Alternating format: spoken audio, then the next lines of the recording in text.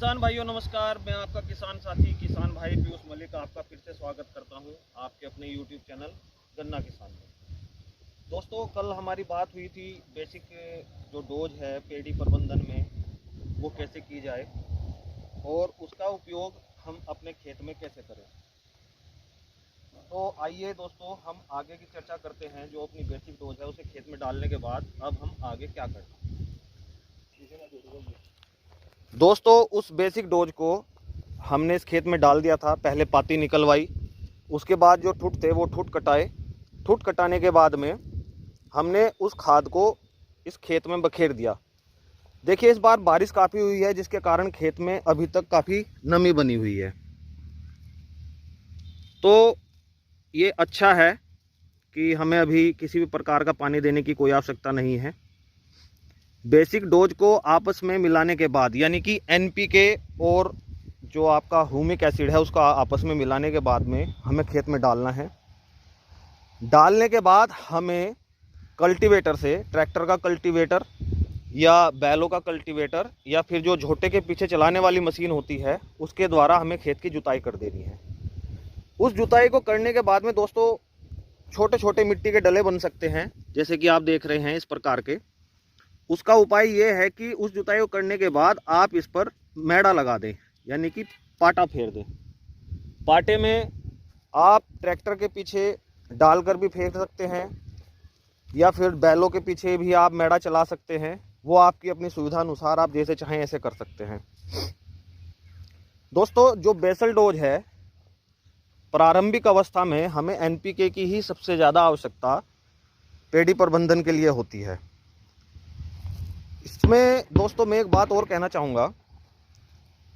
अब हम बात करेंगे ग्रोथ प्रमोटर की।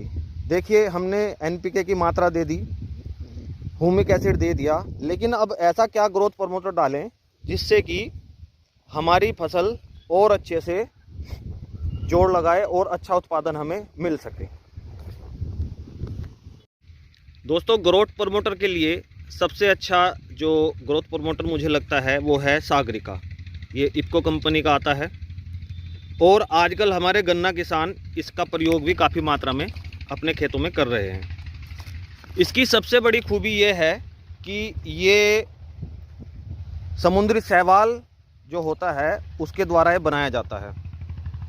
उससे बनाने के बाद में इसकी इफको कंपनी ये ग्रैनुअल फॉर्म में आता है, दानेदार। अगर ये आपने एक बार खेत में डाल दिया तो कम से कम भी 2 महीने तक ये धीरे धीरे घुलनशील अवस्था में पौधे को लगातार मिलता रहता है। इसके अंदर साइटोकाइनिन, जिब्रेलिन, एनपीके एवं अन्य माइक्रोन्यूट्रेंट की मात्रा भी प्रचुर मात्रा में होती है। वैसे तो कुछ लोग फर्टिलाइज़र के साथ जो माइक्रोन्यूट्रेंट है उसका मिक्सचर भी मिलाकर डालना पसंद करते हैं, किंतु दोस्तों यहाँ पर मैं एक बात कहना चाहूँगा कि फास्फेट के साथ में कभी भी आप माइक्रोन्यूट्रेंट मिलाकर खेत में प्रयोग ना करें, क्योंकि माइक्रोन्यूट्रेंट में जिंक की मात्रा होती है और जिंक और फास्फेट कभी भी एक साथ नहीं मिलाना चाहिए। इसलिए ही मैं आपको वो कह रहा हूँ कि आप सागरिका का उपयोग करें। सागरिका एक बहुत ही अच्छा और भरोसेमंद उत्पाद है। गन्ना बुआई हो चाहे पेड़ी की प्रारंभिक अवस्था हो, जब हम बेसल डोज डाल रहे हैं उसमें अगर आप इसे दे देंगे तो यकीन मानिए कम से कम भी 60 दिन तक किसी अन्य खाद को जल्दी से आपको खेत में डालने की कोई आवश्यकता नहीं रहेगी। इस फर्टिलाइज़र में चाहें तो आप इंसेक्टिसाइड भी मिला सकते हैं, लेकिन इन दिनों किसी भी प्रकार के कीट का या किसी अन्य प्रकार के रोग की संभावना नहीं होती है, इसलिए अगर ना भी मिलाएं तो हमारा काम आसानी से चल सकता है। दोस्तों, आप देख रहे हैं कि खेत की क्या स्थिति है। फर्टिलाइज़र डालने के बाद में पूरे तरीके से वो मिल चुका है मिट्टी में, खेत में नमी है और वो धीरे धीरे अब पौधों की जड़ों को मिलना शुरू हो जाएगा और पौधे इसमें ट्रिलिंग करना शुरू कर देंगे। पौधे की ट्रिलिंग में सबसे सहायक जो तत्व हैं वो एनपीके है और जो ह्यूमिक एसिड है वो भी ट्रिलिंग में हेल्प करता है और सोने पे जो सुहागा है उसका काम करता है आपका सागरिका। इसके अलावा दोस्तों, कल हमने बात की थी आईपीएल कंपनी का पॉलीहेलाइट के बारे में। देखिए दोस्तों, इसके अंदर सल्फर की मात्रा 18.5%, पोटास की मात्रा 13.5%, मैग्नीशियम की मात्रा 5.5% और कैल्शियम की मात्रा 16.5% है। ये उत्पाद इतने कमाल का है कि जिसने भी किसान ने अपने खेत में लगाया है उसे बहुत ही बेहतर परिणाम इसके मिले हैं। इसीलिए मेरा आपसे अनुरोध था कि आप पॉली हैलाइट का प्रयोग करें, जिसके बारे में आप गूगल पे भी सर्च कर सकते हैं।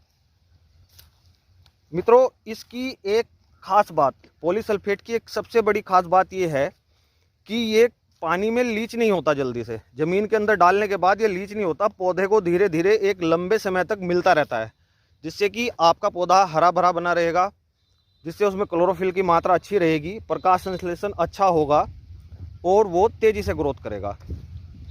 इसके अलावा आपके इस वीडियो से संबंधित कोई भी कमेंट या कोई भी सुझाव हो तो आप कमेंट बॉक्स में आपस में मुझसे या किसी अन्य भाई से साझा कर सकते हैं। इसी के साथ पेड़ी प्रबंधन का दूसरा जो वीडियो है वो मैं समाप्त करता हूं।